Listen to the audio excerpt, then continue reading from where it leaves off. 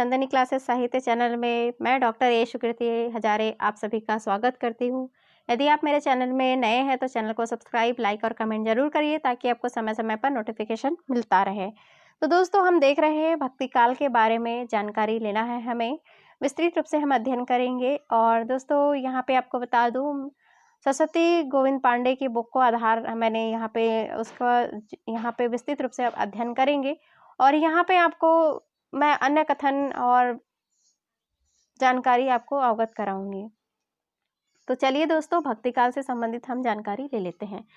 सबसे पहले प्रश्न उठता है कि भक्ति जो शब्द है वो कहाँ से आया। तो मोनियर विलियम्स के अनुसार मैं कह दूं कि मोनियर विलियम जो है, उन्होंने भक्ति शब्द की उत्पत्ति भज धातु से स्वीकार किया है। बहुत ही महत्वपूर्ण है। यहाँ पे जितने भी बताऊंगी मैं आपको महत्वपूर्ण और किस तरह से प्रश्न बनते हैं मैं उससे अवगत कराऊंगी। तो भक्ति जो शब्द है वो भज धातु से बना है। अब भक्ति शब्द का सर्वप्रथम उल्लेख कहाँ, भक्ति शब्द के बारे में तो हम जान लिए, लेकिन भक्ति शब्द का सर्वप्रथम उल्लेख कहाँ हुआ दोस्तों? श्वेताश्वतर उपनिषद। ये बहुत ही बार प्रश्न आया हुआ है और बनता ही है, बहुत महत्वपूर्ण है। तो भक्ति शब्द का जो उसकी उत्पत्ति उसका जो उल्लेख किया गया है सर्वप्रथम, वो श्वेताश्वतर उपनिषद में मिलता है। अगर मैं बात करूं कि भक्ति काल कहाँ से, कब, कैसे प्रारंभ हुआ, उसके बारे में थोड़ा सा जिक्र कर लेते हैं। भक्ति आंदोलन का जो उद्भव है, वो भक्ति की मूलधारा जो है वो दक्षिण भारत में 6वीं से 7वीं शताब्दी तक, 6वीं से 7वीं शताब्दी से आरंभ हुआ। और कहाँ तक चला दोस्तों? 14वीं शताब्दी तक जो है वो कहाँ चला? उत्तर भारत में अचानक से आंदोलन के रूप में ये ग्रहण कर लिया गया। और जब भक्ति काल का मूल संकेत जो, जैसे मैंने आपको बताया है कि सबसे सर्वप्रथम उल्लेख जो है श्वेताश्वतर उपनिषद में प्राप्त होता है। वैदिक साहित्य श्वेताश्वर उपनिषद में अत्यंत सीमित रूप में दिखाई पड़ता है। वही शांडिल्य सूत्र, क्या शांडिल्य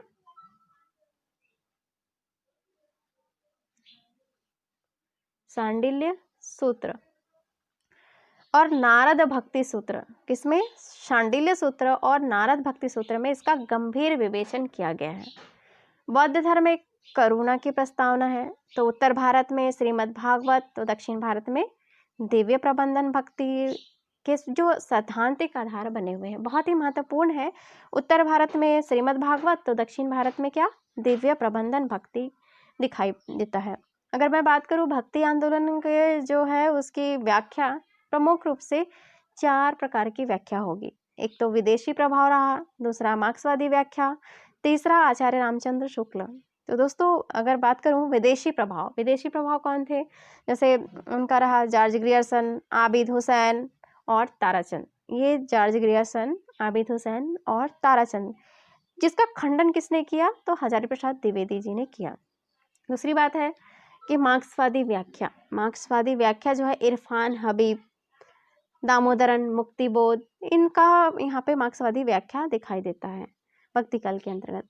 तीसरी बात करूँ, आचार्य रामचंद्र शुक्ल हैं, रामस्वरूप चतुर्वेदी हैं, बाबू गुलाब राय हैं, राम कुमार वर्मा हैं, जयशंकर प्रसाद है, सूर्यकांत त्रिपाठी निराला हैं। तो ये तीसरे के अंतर्गत भक्ति आंदोलन के प्रभाव के अंतर्गत, व्याख्या के अंतर्गत दिखाई देंगे। चौथा है हजारी प्रसाद द्विवेदी और नामवर सिंह। तो दोस्तों, ये जो है सारे जो है वो मत है, भक्ति आंदोलन की व्याख्या दिखाई देती है। तो इस तरह से जो आंदोलन दिखाई दिया, और इस समय की परिस्थितियों के बारे में थोड़ा सा मैं अवगत करा दूं। अगर आपको जानकारी विस्तृत रूप से जानकारी लेना है तो आप मेरे पिछले वीडियो में भी जानकारी ले सकते हैं। पिछले वीडियो में भी मेरा उसके पूरी परिस्थितियों के बारे में, भक्ति काल की परिस्थितियों के बारे में विस्तृत रूप से अध्ययन कराया है। तो थोड़ा सा जानकारी फिलहाल मैं दे देती हूँ। राजनीतिक परिस्थितियाँ, चूँकि रामचंद्र शुक्ल के कथन को ध्यान अगर याद है आपको, या तो उसके बारे में थोड़ा सा जिक्र कर लूँ कि जैसे कहा है उन्होंने कि जनता की चित्तवृत्तियों की बात की है। तो दोस्तों, जनता की चित्तवृत्तियाँ, जैसे कोई भी परिस्थितियाँ होती हैं, जैसी परिस्थितियाँ होती है वैसे ही साहित्य में वो लिखा जाता है। तो राजनीतिक परिस्थितियाँ, सामाजिक परिस्थितियाँ, राजनीति के साथ साथ आर्थिक परिस्थितियाँ, साहित्यिक परिस्थितियाँ, धार्मिक परिस्थितियाँ हुई हैं, ये जो परिस्थितियाँ हुई हैं पूरे साहित्य में दिखाई देता है। उस समय के जो लेखक होंगे या कवि होंगे वो उनकी रचनाओं में ये दिखाई देगा। तो चलिए भक्ति काल की राजनीतिक स्थिति के बारे में थोड़ा सा जान लेते हैं। दिल्ली का उस समय जो सुल्तान था मोहम्मद बिन तुगलक। कौन था दोस्तों? दिल्ली का सुल्तान मोहम्मद बिन तुगलक था। और उसने क्या किया था, दिल्ली की अपेक्षा उसने क्या किया था, देवगिरी दौलताबाद उसको राजधानी बना लिया था। इस समय जो है फिरोज शाह तुगलक जौना खां शासक बना था। और जौना खां जो मैंने आपको बताया है वो उसका जिक्र भक्ति काल में आपको नाम आएगा मुल्ला दाऊद। मुल्ला दाऊद ने जो चंदायन रचना लिखी है, वो जो मुल्ला दाऊद ने चंदायन जो रचना लिखी है उसका जौना खां का उल्लेख प्राप्त होता है। उस रचना में जौना खां का उल्लेख प्राप्त होता है। लोधी वंश का शासन हुआ इस समय। लोधी वंश का शासन हुआ तो हुआ, साथ में अन्य प्रांतीय राज्य भी रहे जैसे मालवा, गुजरात, जौनपुर, बंगाल, बहमनी आदि राज्य थे। हुसैन शाह जो शर्की हैं, कौन? हुसैन शाह तर्की जौनपुर के।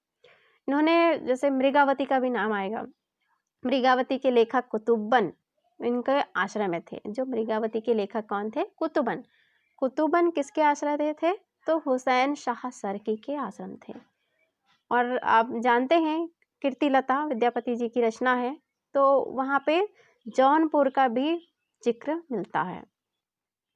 अलाउद्दीन हुसैन शाह की बात करूँ तो बंगाल के जो सत्यपीर संप्रदाय उन्होंने चलाया, बहुत ही महत्वपूर्ण है। आप और भी इस परिस्थितियों के बारे में विस्तृत रूप से अध्ययन जानना चाहते हैं तो पिछले वीडियो में आप जाकर सुन सकेंगे। तो चलिए, जॉर्ज ग्रियर्सन का एक कथन के बारे में एक मत है जिसके बारे में आपको बता दूं। जैसे आप देख रहे हैं कि विद्वान ने अलग अलग भक्ति आंदोलन का जो मत है उन्होंने प्रस्तुत किया है। जैसे पहला देखिए, ग्रियर्सन ने क्या कहा है कि भक्ति आंदोलन कैसे हुआ, तो ईसाइयत की देन थी। भक्ति आंदोलन का जो उदय था वो ईसाइयत की देन के कारण भक्ति आंदोलन हुआ। तो बहुत ही महत्वपूर्ण है ये जो कथन है, अभिमत है, वो किस किस का किसने दिया है और क्या है। जैसे कहूँ कि प्रश्न बनता है ईसाइयत की देन किसने कहा है, विकल्प दे दिया जाएगा 4, जैसे रामचंद्र शुक्ल, हजारी प्रसाद द्विवेदी, गजानन माधव मुक्तिबोध और ग्रियर्सन। तो देख रहे हैं ईसाइयत की जो देन है वो ग्रियर्सन है। आचार्य रामचंद्र शुक्ल ने स्वीकार किया है भक्ति आंदोलन के बारे में कि जो भक्ति आंदोलन का उदय हुआ वो इस्लामी आक्रमण की प्रतिक्रिया थी। इस्लामी जो थे वो आक्रमण किया, तो उनकी प्रतिक्रिया के फलस्वरूप जो है वो भक्ति आंदोलन का उदय हुआ। और जब हजारी प्रसाद द्विवेदी कहते हैं कि भारतीय चिंतन धारा का स्वाभाविक विकास था, ये भारतीय जो थे वो चिंतन धारा, वो चिंतन करते थे, उसका स्वाभाविक विकास कहीं ना कहीं दिखाई दिया, इसके कारण भक्ति आंदोलन क्या हुआ, उद्भव हुआ। गजानन माधव मुक्तिबोध का मानना था कि ऐतिहासिक और सामाजिक शक्तियों के रूप में जनता दुख व कष्टों से हुआ। बहुत ही महत्वपूर्ण है ये जो आपको कथन मिलेंगे, और जो प्रस्तुत विद्वान किसका मत है ये बहुत ही महत्वपूर्ण है। तो दोस्तों ये इसको याद रख लीजिएगा। चलिए मैं आपको एक बताती हूँ कथन के बारे में। जॉर्ज ग्रियर्सन का भी एक मत है कि कहते हैं कि यह आंदोलन एक बिजली की कौंध की तरह क्या हुआ, फैल गया। जो जैसे यूरोप में क्या हुआ था, संत थेरेसा का आंदोलन फैला था। किसका? यूरोप में संत थेरेसा का आंदोलन फैला था। दूसरी शताब्दी में क्या हुआ था, मद्रास के निकट कुछ ईसाई आकर बसे थे। इन्हीं की परंपरा से प्रभावित होकर रामानुज ने भक्ति को आगे बढ़ाया। जैसे यहाँ पे आप देख रहे हैं ईसाइयत की देन माना है उन्होंने। तो ये जो कथन है, यह आंदोलन एक बिजली की कौंध की तरह फैल गया। जैसे यूरोप में संत थेरेसा का आंदोलन फैला था और दूसरी शताब्दी में मद्रास के निकट कुछ ईसाई आकर बसे थे, इन्हीं की परंपरा से प्रभावित होकर रामानुज ने क्या किया, भक्ति को आगे बढ़ाया। तो इससे स्पष्ट हो गया होगा आपको कि ग्रियर्सन ने ईसाइयत की देन को स्वीकार किया है। इसका खंडन मैंने आपको बताया कि आचार्य हजारी प्रसाद द्विवेदी ने किया है विदेशी प्रभाव के अंतर्गत। तो मैं इसका थोड़ा सा कथन आपको जिक्र करती हूँ। इसने हजारी प्रसाद द्विवेदी का खंडन का मत है, बिजली की कौंध अचानक नहीं फूटी थी। बिजली की कौंध अचानक नहीं फूटी थी, बल्कि एक लंबे समय से इसके लिए मेघखंड एकत्रित हो रहे थे। क्या हो रहे थे, मेघ खंड जो है वो एकत्रित हो रहे थे। इसी का और भी जैसे मैंने आपको विदेशी प्रभाव के अंतर्गत जॉर्ज ग्रियर्सन ने किया था, तो दूसरी तरफ इरफान हबीब ने भी अपना मत दिया था। इरफान का हबीब का मैं कथन कहूँ, दिल्ली सल्तनत की स्थापना के कारण जब बड़े पैमाने पर सड़क और भवन निर्माण आरंभ हुआ, तो निम्न वर्गों की आर्थिक स्थिति में अचानक सुधार आया, जिससे उनके सभीतर सामाजिक प्रतिष्ठा की भूख बढ़ी। इसी तनाव, बेचैनी और छटपटाहट ने निर्गुण भक्ति काव्य को जन्म दिया, जो भक्ति आंदोलन का आरंभिक बिंदु है। ये जो है विदेशी प्रभाव का है, इरफान हबीब ने कहा है कि दिल्ली सल्तनत की स्थापना के कारण क्या हुआ था, बड़े पैमाने पर उस समय सड़क भवन का निर्माण आरंभ हो गया था, तो निम्न वर्गों की आर्थिक स्थिति क्या हो गई थी, अचानक सुधार आ गया था। जैसे देखेंगे कि कोई भी काम, जब कोई कार्य भी जो शुरुआत होता है, तो उनकी लोगों की जो स्थितियां हैं, परिस्थितियां हैं, वो किस तरह से उस पर प्रभाव पड़ता है। जैसे अभी कोरोना काल की परिस्थितियां रही है और लोगों के कार्य पर और व्यापार पर भी बहुत प्रभाव पड़ा है। तो उस समय जब दिल्ली के समय सड़क और भवन का निर्माण हुआ था, तो निम्न वर्गों की आर्थिक स्थिति क्या हुई थी, अचानक सुधार आ गया था, जिसमें उनके भीतर सामाजिक प्रतिष्ठा की भूख जो है वो बढ़ी। इसी तनाव, बेचैनी और छटपटाहट ने निर्गुण भक्ति काव्य को जन्म दिया। भक्ति आंदोलन का आरंभिक बिंदु स्वीकार किया गया। बहुत ही महत्वपूर्ण है दोस्तों ये। तो देख रहे हैं आचार्य रामचंद्र शुक्ल का इस्लामी आक्रमण की प्रतिक्रिया। इस्लामी आक्रमण की प्रतिक्रिया के बारे में बात करूं, तो भक्ति काल का जो सोता दक्षिण से पहले ही चला आ रहा था। भक्ति काल का जो है वो सोता दक्षिण से पहले ही चला आ रहा था। वह उत्तर भारत में जो है, उत्तर भारत में क्या हुआ, अनुकूल परिस्थितियां पाकर विकसित हो गया। आपने देखा है कि इसका मत मैं आपको बताऊंगी। यहाँ पे ये देखिए, यहाँ पे है भक्ति आंदोलन का जो दिखाई देता है, वो सोता पहले से ही प्राप्त था। ये जो है यहाँ पे देख रहे हैं आप, भक्ति आंदोलन का सोता दक्षिण की ओर से धीरे धीरे उत्तर भारत की ओर आ रहा था। पहले से ही था। जो है वो दक्षिण भारत में, मैंने आपको बताया ना, 6वीं शताब्दी से 7वीं शताब्दी जो है वो दक्षिण भारत में था। फिर वो धीरे धीरे 14वीं शताब्दी तक उत्तर भारत में अचानक आंदोलन का स्वरूप ले लिया। तो ये जो कथन है बहुत ही महत्वपूर्ण है आचार्य रामचंद्र शुक्ल का, और राजनीतिक परिवर्तन के कारण शून्य पड़ते हुए दिखाई देते, देखेंगे इसके बारे में जिक्र करते हैं। तो दोस्तों ये जो है वो बहुत ही महत्वपूर्ण है। ये कथन मैं आपको एक बार फिर से मैं पढ़ देती हूँ। कुछ और भी कथन है जो महत्वपूर्ण है आचार्य रामचंद्र शुक्ल का ही। देखिए, आपको मैंने अभी बताया है, भक्ति का जो सोता दक्षिण की ओर से धीरे धीरे उत्तर भारत की ओर पहले से ही आ रहा था, उसे राजनीतिक परिवर्तन के कारण शून्य पड़ते हुए जनता के हृदय क्षेत्र में फैलने के लिए पूरा स्थान मिला। ठीक है दोस्तों, बहुत ही महत्वपूर्ण है आचार्य रामचंद्र शुक्ल का। दूसरा आप देख रहे हैं, भक्ति द्रवणी उपजी लाए रामानंद, प्रगट किया कबीर ने 7 दीप 9 खंड। क्या है, 7 दीप 9 खंड। भक्ति द्रवणी उपजे लाए रामानंद, कबीरदास जी का है मत। ये उनका मानना है कि भक्ति आंदोलन का इस तरह से उद्भव हुआ। श्रीमद् भागवत में आपको बताया है कि यहाँ पे श्रीमद् भागवत का भी मैंने जिक्र किया है। उत्पन्ना द्राविड़े सहाम वृद्धि कर्नाटके गता, क्वचित विच्छिन्न महाराष्ट्रे गुर्जरे जीर्णता गता। तो दोस्तों इसको याद रख लीजिएगा, ये बहुत ही महत्वपूर्ण है। आगे चलते हैं। आचार्य रामचंद्र शुक्ल ने दक्षिण में भक्ति का उद्भव जो है वो स्वीकार किया है। किसका स्वीकार किया है, दक्षिण में भक्ति का उद्भव उन्होंने, आचार्य रामचंद्र शुक्ल ने दक्षिण का उद्भव स्वीकार किया है। ये देखिए, मैंने आपको बता दिया है, ये बिजली की चमक, बिजली की जो कौन के समान अचानक समस्त पुराने धार्मिक मतों के अंधकार के ऊपर एक नई बात दिखाई दी। कोई हिंदू यह नहीं जानता कि यह बात कहाँ से आई, और कोई भी इसके प्रादुर्भाव के कारण निश्चित नहीं रहा है। ये भी बात जो है बहुत ही महत्वपूर्ण है। बिजली की चमक के समान जो है वो ग्रियर्सन का है।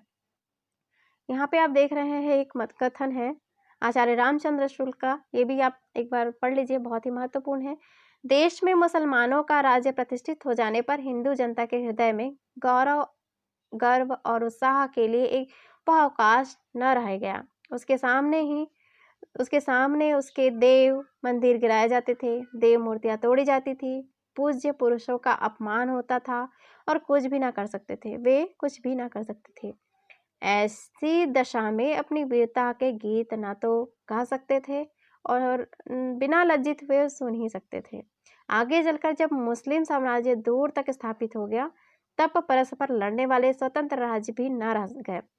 इतने भारी राजनीतिक उलटफेर के पीछे हिंदू जन समुदाय पर बहुत दिनों तक उदासी ही छाई रही। अपने पौरुष से हताशा जाति के लिए भगवान की शक्ति और करुणा की ओर ध्यान ले जाने के अतिरिक्त तो दूसरा मार्ग ही क्या था। तो दोस्तों, इससे बहुत ही स्पष्ट हो गया है कि मतलब इस समय जो है उनकी देव मूर्तियाँ तोड़ी गई थी और उनके मूर्तियाँ जो तोड़ने से बहुत हताश हुआ लोगों को और वीरता के गीत भी ना गा सके। बहुत सारे ऐसे भी दशा थी कि वीरता के गीत भी ना गा सके और ना उसके बिना लज्जित हुए भी सुन ही सकते थे। और मुस्लिम साम्राज्य का यहाँ पे जो है वो साम्राज्य दूर तक स्थापित हो गया था, जिससे भगवान की शक्ति और करुणा की ओर ध्यान ले जाने के अतिरिक्त उनके पास कोई साधन या दूसरा कोई मार्ग नहीं था। ये आचार्य रामचंद्र शुक्ल का मत है, बहुत ही महत्वपूर्ण है दोस्तों। देखिए, हजारी प्रसाद द्विवेदी के बारे में आपको मैंने बताया है कि हजारी प्रसाद द्विवेदी जो चार जो व्याख्या किया है मैंने संप्रदाय के बारे संप्रदाय ना कहूँ, भक्ति आंदोलन के 4 प्रमुख व्याख्या के अंतर्गत चौथा जो है हजारी प्रसाद द्विवेदी नामवर सिंह है। तो दोस्तों, हजारी प्रसाद द्विवेदी का भी बहुत ही महत्वपूर्ण है। कहा जा रहा है यहाँ पे देखिए, लेकिन जोर देकर कहना चाहता हूँ कि अगर इस्लाम नहीं आया होता तो इस साहित्य की 12 आना वैसा ही होता जैसा आज है। यहाँ पे आप देखिए, मैंने आपको बताया है हजारी भारतीय चिंतन धारा का स्वाभाविक विकास, भारतीय चिंतन धारा का स्वाभाविक विकास। अगर इस्लाम ना आया होता तो भी हमारा जो है वो उसका वैसा ही आज 12 आना वैसा ही होता।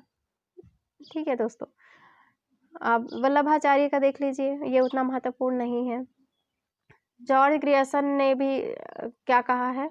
जॉर्ज ग्रियर्सन ने भक्ति काल को हिंदी साहित्य का स्वर्ण युग कहा है, स्वर्ण साहित्य का स्वर्ण युग कहा है। बहुत ही महत्वपूर्ण है कि किसने साहित्य का स्वर्ण युग भक्ति काल को कहा है। तो भक्ति काल को साहित्य का स्वर्ण युग जॉर्ज ग्रियर्सन ने कहा है। रामविलास शर्मा ने भक्ति काल को लोक जागरण काल क्या कहा है? लोक जागरण किसने कहा है? तो रामविलास शर्मा ने। बहुत ही महत्वपूर्ण है ये भी। लोक जागरण देखिए 2 है इसमें, लोक जागरण काल और लोक जागरण। लोक जागरण काल जो है रामविलास शर्मा और हजारी प्रसाद द्विवेदी ने सिर्फ लोक जागरण कहा है। तो इस तरह से ये आपको दिखाई दे रहा है, ये इतना बहुत ही महत्वपूर्ण है। आप इसको याद रख लीजिएगा अच्छे से और बहुत अच्छे से समझ लीजिए, क्योंकि ये बहुत ही महत्वपूर्ण है। भक्ति काल से बहुत बार प्रश्न बनते हैं। तो दोस्तों, देख रहे हैं आप, मैंने आपको बता देती हूँ थोड़ा सा और कि भक्ति काल के बारे में मैं बार बार कहूँगी, क्योंकि पिछले वीडियो में आप जाकर सुन सकते हैं, क्योंकि उसमें भक्ति काल का विस्तृत थोड़ा सा और भी जानकारी दी है। जैसे मैंने परिस्थितियों के बारे में कहा है, भक्ति काल के अंतर्गत जैसे भक्ति काल को 2 भागों में विभाजित किया गया है। तो चलिए थोड़ा सा बता देते हैं। भक्ति काल के 2 भागों में विभाजित किया गया है, निर्गुण काव्य धारा और सगुण काव्य धारा।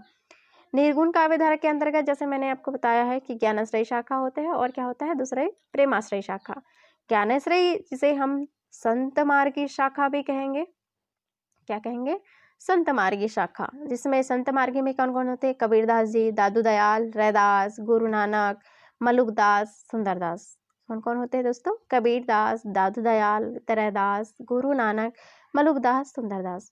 उसी प्रकार प्रेमाश्रय भी यहाँ पे निर्गुण धारा के अंतर्गत ही है, जिसमें सूफी काव्य धारा। क्या है? सूफी काव्य धारा। सूफी काव्य के धारा के अंतर्गत मलिक मोहम्मद जायसी, कुतुबन, मंझन, उस्मान और काशिम शाह। तो इस तरह से ये ज्ञानाश्रय शाखा और प्रेमाश्रय शाखा जो है निर्गुण काव्य धारा के अंतर्गत। बात करते हैं सगुण काव्य धारा। सगुण काव्य धारा के अंतर्गत राम भक्ति और कृष्ण भक्ति। तो राम भक्ति के अंतर्गत कौन कौन से कवि हुए? जैसे तुलसीदास हुए, नाभादास हुए, अग्रदास, केशवदास और हृदयराम।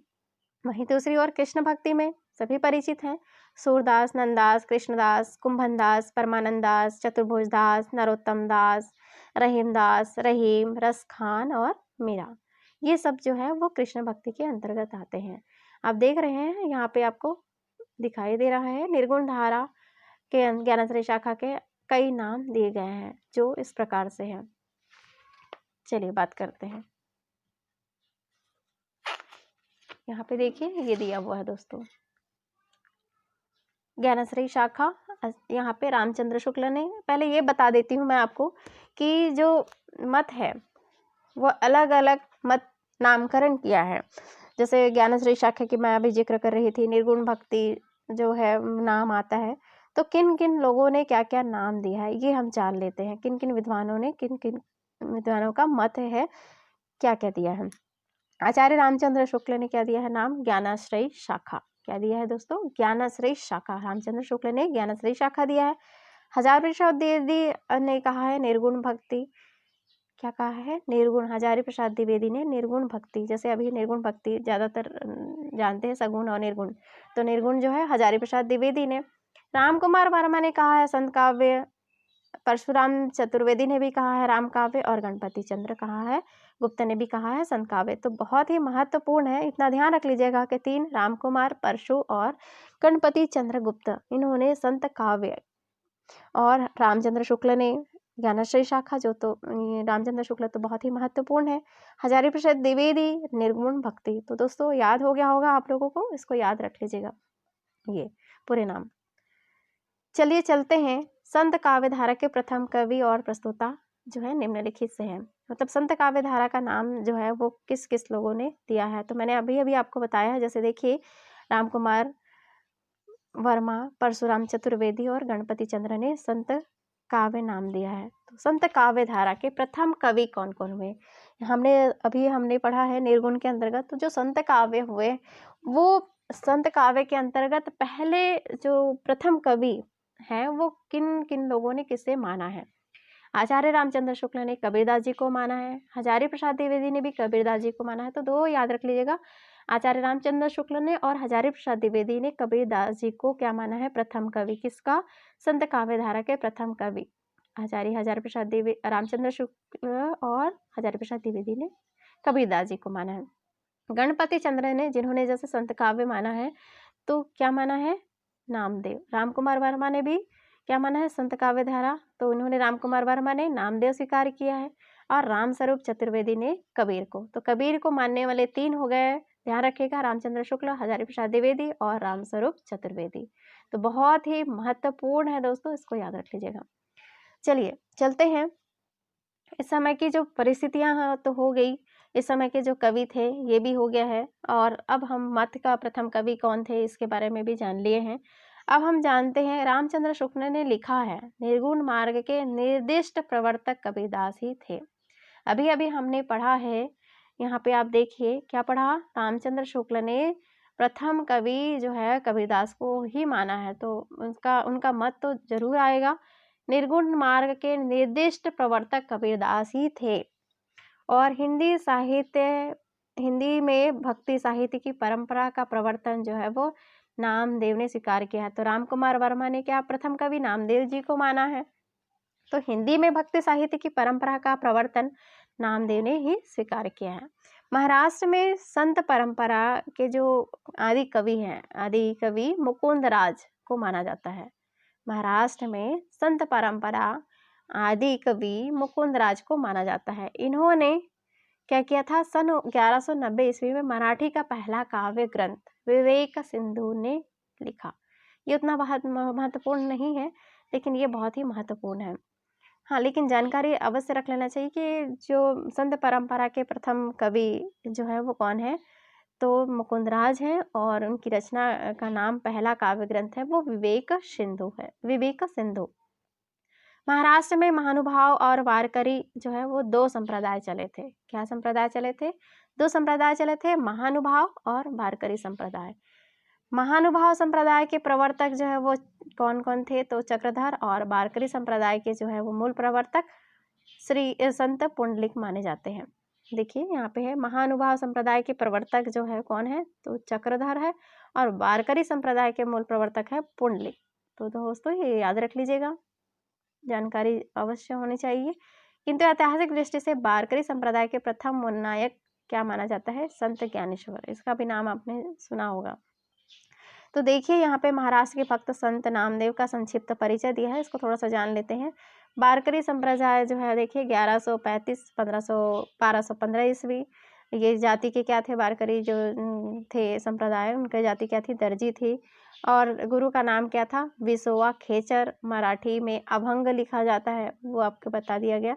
गुरु ग्रंथ साहिब इनका यहाँ पे दिखाई देता है, हिंदी में गुरु ग्रंथ साहिब के नाम से प्रचलित है। तो दोस्तों यहाँ पे देखिए नामदेव की हिंदी रचनाओं की भाषा क्या क्या थी। नामदेव की हिंदी रचनाओं की भाषा जो है वो इस प्रकार से थी, क्या क्या थी। सगुण भक्ति के पदों की जो भाषा थी वो क्या थी, ब्रज भाषा थी। निर्गुण पदों की भाषा क्या थी, नाथ पंथियों द्वारा जो है गृहीत खड़ी बोली की सदुकड़ी भाषा का प्रयोग किया गया। मैंने आपको बताया है कि खड़ी बोली के बारे में जिक्र किया है नाथ साहित्य के बारे में जब हम पढ़ रहे थे, तो उसके बारे में भी आप पिछले वीडियो में भी जाकर सुन सकते हैं।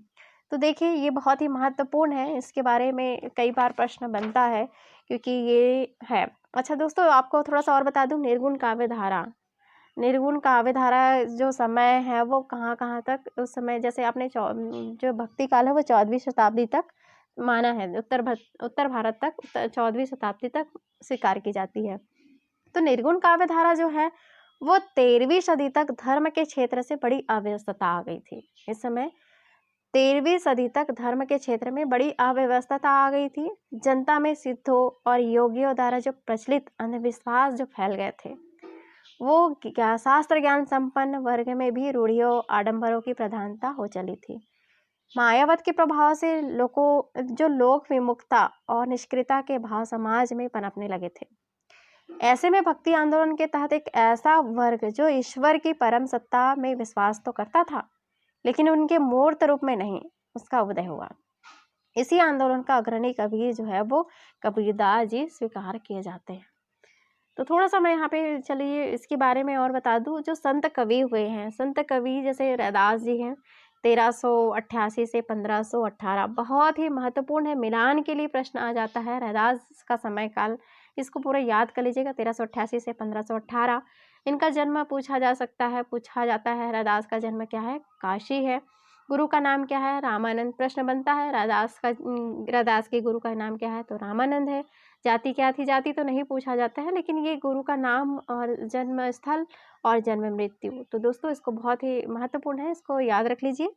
रैदास का जन्म मैंने आपको बताया 1388 से 1518, जन्म काशी, गुरु का नाम रामानंद, जाति के क्या थे, ये चमार थे।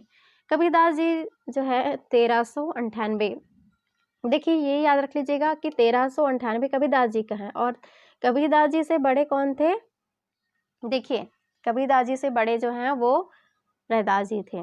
तो 1398 है ना, और 1388 तो रैदास जी का, और 1398 जो है वो कबीरदास जी का। तो इस तरह से इसको आप रख सकते हैं याद कि अगर कबीरदास जी का और रैदास जी का मिलान करने गया तो ये ध्यान रख लीजिएगा कि कबीरदास जी तो बड़े रैदास जी हैं। तो 1388 और 1398 इनका भी जन्म कहाँ हुआ था, काशी, और इनके भी गुरु का नाम रामानंद है। बस इतना याद रख लीजिएगा, दोनों का एक जैसा ही है, काशी जन्म और रामानंद। जाति के क्या थे कबीरदास जी, जुलाहा थे। नेहरू नीमा नाम था उनके माता पिता का। जमनाथ भी बहुत ही महत्वपूर्ण है। जमनाथ जो है 1451 1523, 1451 से 1523, जन्म कहाँ हुआ था, नागौर में। और बाबा गोरखनाथ इनके क्या थे, गुरु थे। और जाति के क्या थे, राजपूत थे। और हरिदास निरंजनी, इसका भी समय काल मिलान के लिए आ जाता है। हरिदास निरंजनी जो है 1455 से 1543, तो 1455 से 1543 जो है वो डीडवान, इनका जो स्थान है वो डीडवान है। और गुरु का नाम जो है वो क्या है, प्रागदास। तो इस तरह से बहुत ही महत्वपूर्ण हो जाता है संत कवियों का संक्षिप्त परिचय। तो चलिए दोस्तों आगे और थोड़ा सा जान लेते हैं इसके बारे में। इनका जो अगर मैं कहूँ कि ये नामदेव हो गया है आपका और जाति भी हो गया है, तो अब थोड़ा सा और इनके संत कवि जो हुए हैं, संत कवि यहाँ पे आप देखिए, ये है इनके समय के जो संत कवि हुए थे वो कौन कौन हुए थे। इनके समय के जो संत कवि हुए थे और उसके बारे में थोड़ा सा जान लेते हैं। गुरु नानक का समय काल है 1469 से 1538। 1469 से 1538। जन्म स्थल है ननकाना, और गुरु का नाम इसमें नहीं दिया है। जाति जो है इनकी खत्री थी, और माता पिता जो है कालूराम तृप्ते। बहुत ही महत्वपूर्ण तृप्ता है, कहीं जगह कई स्थान पर तृप्ति मिलता है। तो गुरु नानक के 1469 से 1538 ननकाना, और जाति क्या थी इनकी खत्री थी। सिंगा 1519 1659, और जो इनका जन्म स्थान है वो खजूर मध्य प्रदेश। गुरु का नाम है मनरंगीर ग्वाला। ये बहुत इतना महत्वपूर्ण नहीं है। गुरु नानक बहुत ही महत्वपूर्ण है। लालदास का जो जन्म स्थान है 1540 1540 से 1648 इनका जन्म स्थान है। और जन्म स्थल जो है देखिए ये जन्म मृत्यु है। लालदास 1540 से 1540 से 1648। इनका जन्म स्थल है अलवर। गदन चिश्ती इनके गुरु का नाम था, और जाति जो थी इनकी मेव थी। ये उतना महत्वपूर्ण नहीं है। दादू दयाल बहुत ही महत्वपूर्ण है। समय 1544 से 1603। अहमदाबाद में इनका जन्म स्थान है माना जाता है, और इनके पिता का नाम इनके गुरु का नाम है वृद्ध भगवान। अब जाति थी इनकी धुनिया या मोची। मलुकदास बहुत ही महत्वपूर्ण है। 1574 इलाहाबाद इनका जन्म स्थान माना जाता है, और इनके जो गुरु का नाम है वो पुरुषोत्तम, खत्री, छत्री और सुंदरदास माता पिता का नाम। बाबा लालदास 1590 से 1655 पंजाब में हुआ था इनका जन्म स्थान, और जो है उनके क्या थे वो क्षत्रिय थे। सुंदरदास भी बहुत ही महत्वपूर्ण है। सुंदरदास का 1596 से 1600 देख रही है 89 है, और इनका जो है जयपुर में हुआ था। दादू दयाल इनके गुरु है, बनिया समाज के थे, और परमानंद जो है वो सती। तो दोस्तों ये बहुत ही महत्वपूर्ण है। ये पूरा का पूरा बहुत ही महत्वपूर्ण है, क्योंकि हालांकि एक दो महत्वपूर्ण नहीं है, लेकिन फिर भी नए प्रश्न बनते हैं तो याद रख लेना बहुत आवश्यक है। तो इसको याद रख लीजिएगा। किसके गुरु कौन थे? लालदास के गुरु गदन चिश्ती, सिंगा के मनरंगीर, गुरु नानक के इस तरह से याद रख लीजिए। मलुदास भी बहुत महत्वपूर्ण है, तो पुरुषोत्तम है, और सुंदरदास के गुरु का नाम क्या है? तो दादू दयाल। ये बहुत ही महत्वपूर्ण है, तो इसको बार बार रिवीजन करते रहिए। देखिए यहाँ पे डॉक्टर बच्चन सिंह ने लिखा है, उनका मत है कि हिंदी भक्ति काव्य का प्रथम क्रांतिकारी पुरस्कर्ता कौन है? तो कबीरदास जी है। कबीरदास जी के बारे में यहाँ पे अब वर्णन हमें मिलेगा। तो कबीरदास जी के बारे में हम जानकारी ले लेते हैं थोड़ा सा। कबीरदास जी जो है बच्चन सिंह ने लिखा है कि हिंदी भक्ति काव्य के प्रथम क्रांतिकारी जो है वो पुरस्कर्ता जो कौन थे? वो कबीरदास थे। बहुत ही महत्वपूर्ण है, कई बार प्रश्न में पूछा गया है। अब बात करते हैं मुसलमानों के अनुसार कबीर के गुरु का नाम क्या था? सूफी शेख तकी था। ये सिकंदर लोदी के पीर गुरु थे। प्रश्न बनता है मुसलमानों के अनुसार कबीर के गुरु का नाम बताइए। तो क्या था? सूफी फकीर शेख तकी था। कबीरदास जी के गुरु का नाम सूफी फकीर शेख तकी था, और ये सिकंदर लोदी के पीर गुरु थे। ठीक है दोस्तों, इसको याद रख लीजिएगा। कबीरदास जी के बारे में हम अगले वीडियो में जानकारी देंगे। आज के लिए आपको इतना ही। धन्यवाद मेरे वीडियो को सुनने के लिए। चैनल उपयोगी लगे तो चैनल को सब्सक्राइब, लाइक और कमेंट करिए। धन्यवाद। आपका दिन शुभ हो।